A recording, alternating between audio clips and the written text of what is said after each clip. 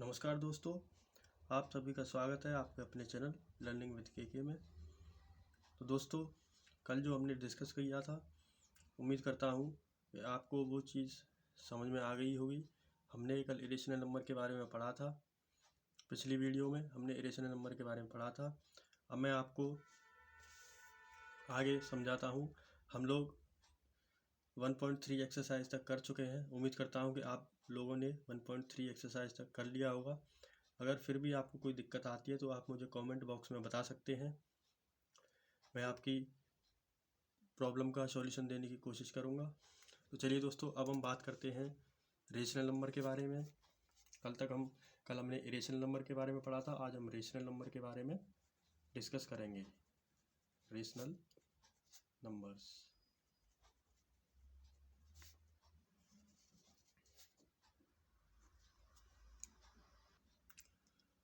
तो दोस्तों, rational number ऐसे नंबर्स होते हैं जो PAYQ की फॉर्म में लिखे जा सकते हैं।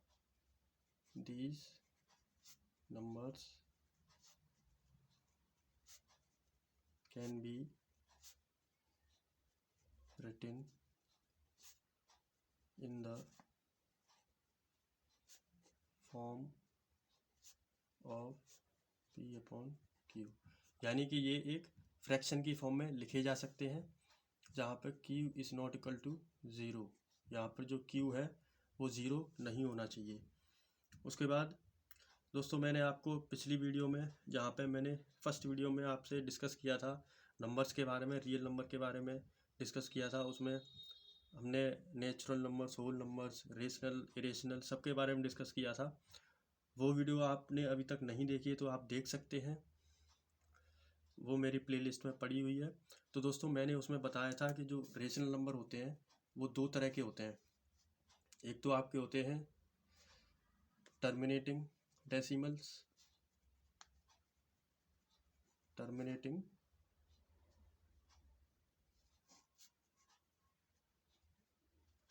सॉरी गाइस, स्पेलिंग गलत हो गई थी इसलिए काट दिया। टर्मिनेटिंग डेसिमल नंबर्स और दूसरे होते हैं नॉन टर्मिनेटिंग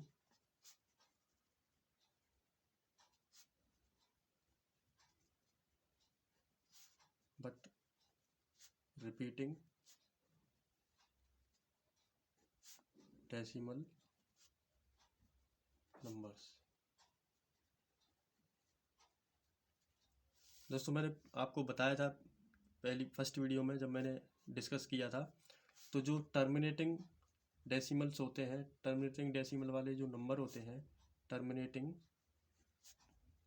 डेसिमल नंबर्स, इनका मतलब क्या होता है? इनका मतलब होता है जैसे कोई भी हमारी भिन्न, जैसे मैंने ले लिया आपका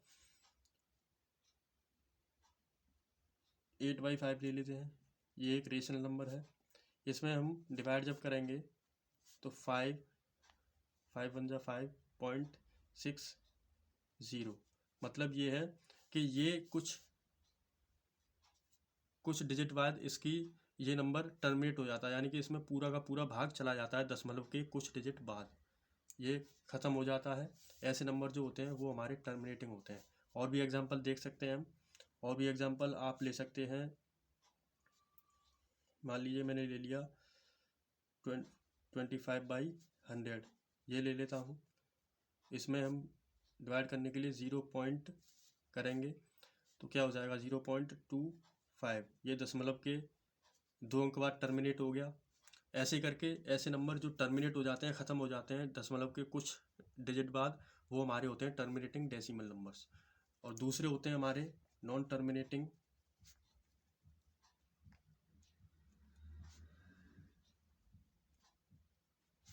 बट रिपीटिंग डेसिमल नंबर्स।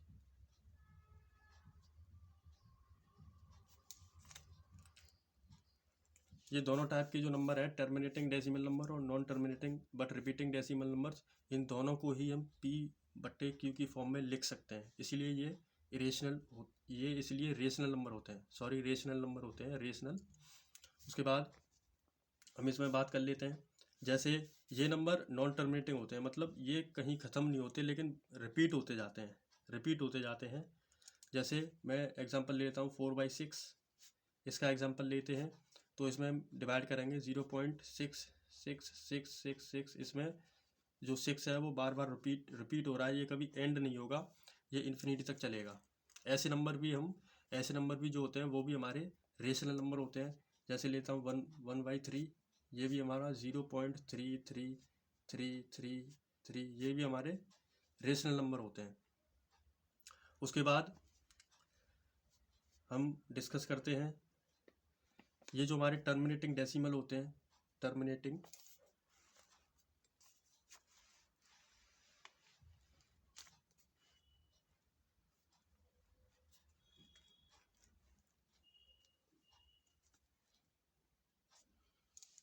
जो हमारे टर्मिनेटिंग डेसिमल नंबर्स होते हैं, टर्मिनेटिंग डेसिमल नंबर्स,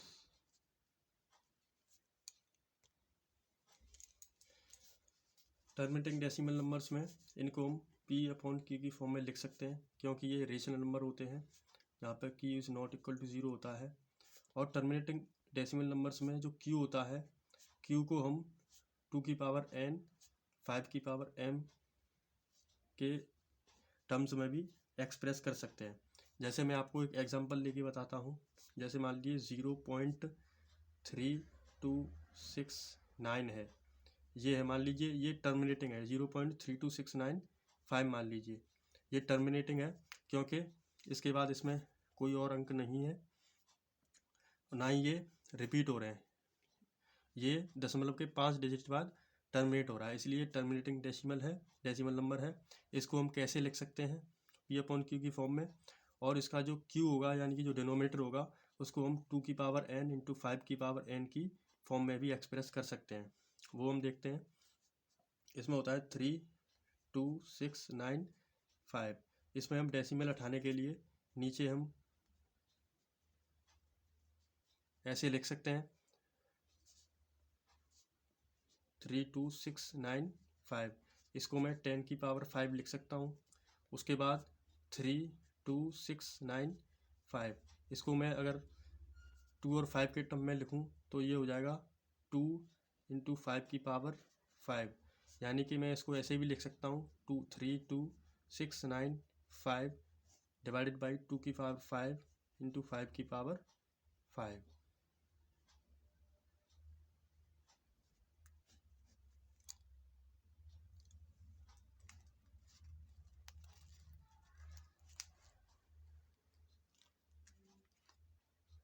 तो गाइज हमने यहाँ पे देखा, जो हमारा डिनोमिनेटर है उसको हम टर्मिनेटिंग डेसिमल नंबर्स में 2 की पावर n इंटू 5 की पावर m के टर्म्स में लिख सकते हैं। यहाँ पर ये n और m दोनों डिफरेंट होते हैं, हालांकि इसमें तो दोनों सेम ही आए हैं, n इक्वल टू 5 है, m इक्वल टू 5 है, लेकिन n और m डिफरेंट भी हो सकते हैं, वो भी हम देखेंगे कुछ एग्जाम्पल्स में। जैसे गाइज हम एग्जाम्पल लेते हैं 7/80। जब हम इसको लिखेंगे 7/2 की पावर 4 इंटू 5, तो यहाँ पर हम देख रहे हैं कि 80 को जब हमने 2 और 5 के टर्म्स में लिखा तो यहाँ पे n इजकल टू 4 आ रहा है और m इजकल टू 1 आ रहा है, तो मतलब n और m डिफरेंट हो सकते हैं।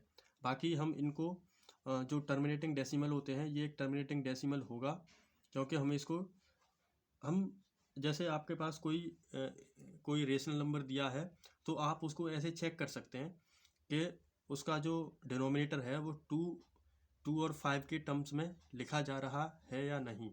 अगर वो नहीं लिखा जा रहा है तो वो आपका टर्मिनेटिंग डेसिमल नहीं होगा, वो आपका नॉन टर्मिनेटिंग बट रिपीटिंग होगा। अगर उसको हम लिख सकते हैं 2 की पावर n इंटू 5 की पावर m के टर्म में, तो हमारा टर्मिनेटिंग डेसिमल नंबर होगा। बस इतना सा कंसेप्ट है। उसके बाद guys non terminating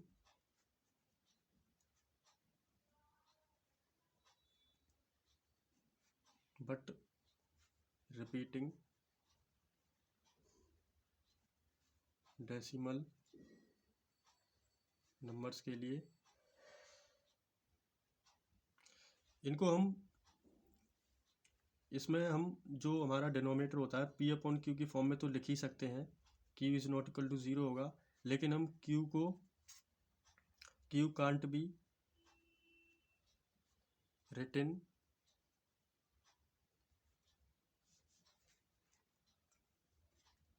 in the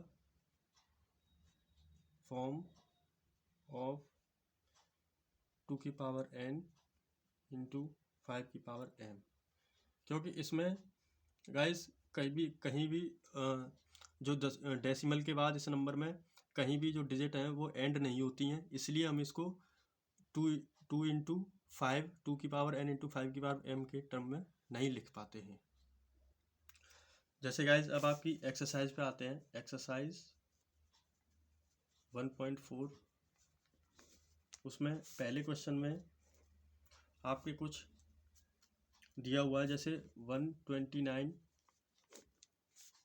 denominator में है 2 की पावर 2 5 की पावर 7 7 की पावर 5, तो ये इसको हमें चेक करना है, इसको हमें देखना है कि ये नंबर आपका टर्मिनेटिंग है या non terminating repeating decimal number है।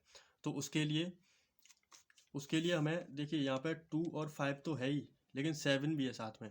अगर आपको कोई भी नंबर जो टर्मिनेटिंग डेसिमल होगा उसमें ओनली 2 की पावर n और 5 की पावर m ही होना चाहिए, बट इसमें 7 भी है, इसलिए ये नंबर हमारा होगा non terminating but repeating decimal,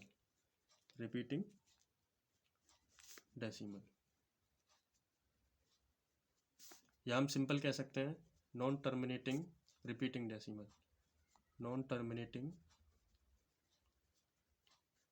repeating decimal.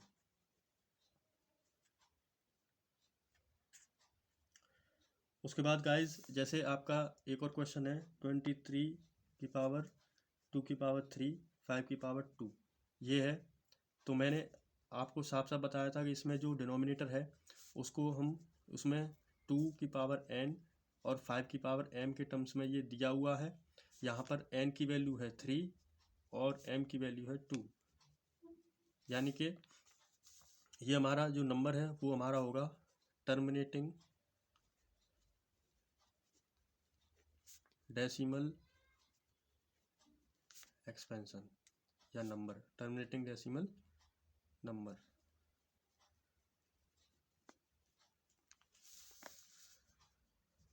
और भी ले लेते हैं गाइस, उसके बाद हम देख लेते हैं 77/210, 77/210, इसके जब हम फैक्टर करेंगे 210 के तो ये हो जाएगा हमारा,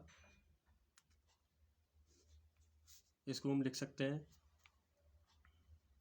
सिंपली, आप इसको 7 से डिवाइड कर लीजिए पहले, ये हो जाएगा 11/30, ये हो जाएगा। फिर 30 के तो आप कर ही सकते हैं सिंपली, 30 के करेंगे तो 2 इंटू 3 इंटू 5 ये हो जाएगा। ठीक है गाइस, अगर आप इसको लेते हैं 77 को भी डायरेक्ट करना चाहते हैं तो आप वो भी कर सकते हैं, 11, इसको आप 77 लिख सकते हैं, 11 into 7 divided by 3 into 2 into 3 into 3 into 5 into 7 ये हो जाएगा। इसको हम ऐसे भी लिख सकते हैं 77 2 इंटू 3 इंटू 5 इंटू 7। तो गाइज इसमें हम देखें, इसमें 2 और 5 तो हैं, लेकिन उसके अलावा भी इसमें 3 और इसमें 7 भी आ रहा है, तो यानी कि ये वाला जो नंबर होगा वो हमारा नंबर नॉन टर्मिनेटिंग होगा, टर्मिनेटिंग नहीं होगा, नॉन टर्मिनेटिंग रिपीटिंग होगा, नॉन टर्मिनेटिंग रिपीटिंग डेसिमल।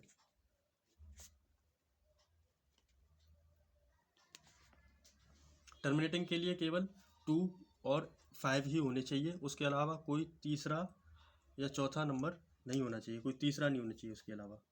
उसके बाद हम बात करते हैं और भी एक और क्वेश्चन ले लेते हैं। जैसे इसमें क्वेश्चन दिया हुआ है 43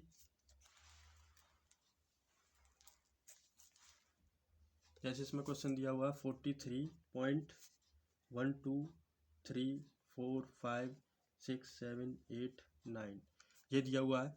इसको हम लिख सकते हैं P अपॉन Q की फॉर्म में। इसको हम ऐसे लिख सकते हैं 123456789 डिवाइडेड बाई 90 दशमलव उठाया, यानी डेसिमल उठाने के लिए 1 2 3 4 5 6 7 8 9। इसको हम ऐसे भी लिख सकते हैं 43.123456789 डिवाइडेड बाई 10 की पावर 9। इसको हम 43.123456789 डिवाइडेड बाई 2 की पावर 9 इंटू 5 की पावर 9 ये भी लिख सकते हैं।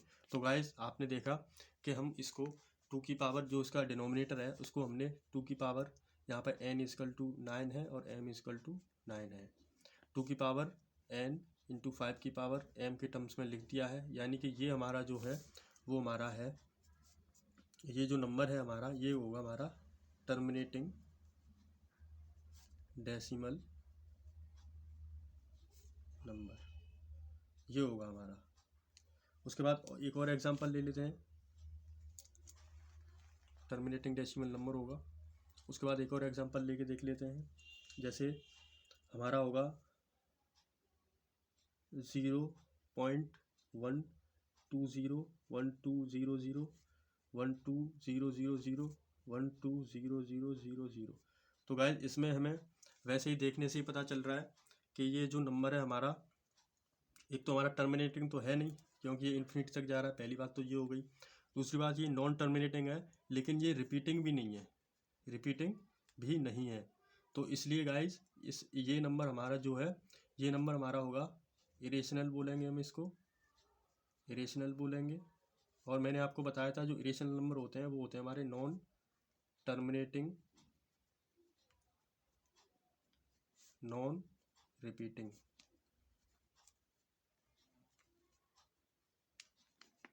उसके बाद हमारा एक और है 43.123456789। इसमें बार लगा हुआ है। बार का मतलब होता है कि ये जो नंबर है ये 1 से लेके 9 तक डिजिट पूरी की पूरी इसके बाद ही रिपीट होंगी दोबारा। तो हम ये ऐसे होगा 43.123456789 123456789 ये ऐसे ही करके रिपीट होती जाएंगी। तो गाइज ये हमारा, वैसे तो ये हमारा नंबर है, आपको पता ही पड़ रहा है कि ये रिपीटिंग नंबर है, नॉन टर्मिनेटिंग है। क्योंकि नॉन टर्मिनेटिंग इसीलिए है क्योंकि हमें नहीं पता ये नंबर कहाँ तक जाके इसका रिपीटिशन कितनी बार होगा और कहाँ पे जाके ये एंड होगा। इसलिए इस टाइप के नंबर्स को हम इस टाइप के नंबर्स को हम जो इसका डिनोमिनेटर होता है, जो Q होता है, उसको हम 2 की पावर n इंटू 5 की पावर m के टर्म्स में नहीं लिखते हैं, टर्म्स में नॉट रिटन,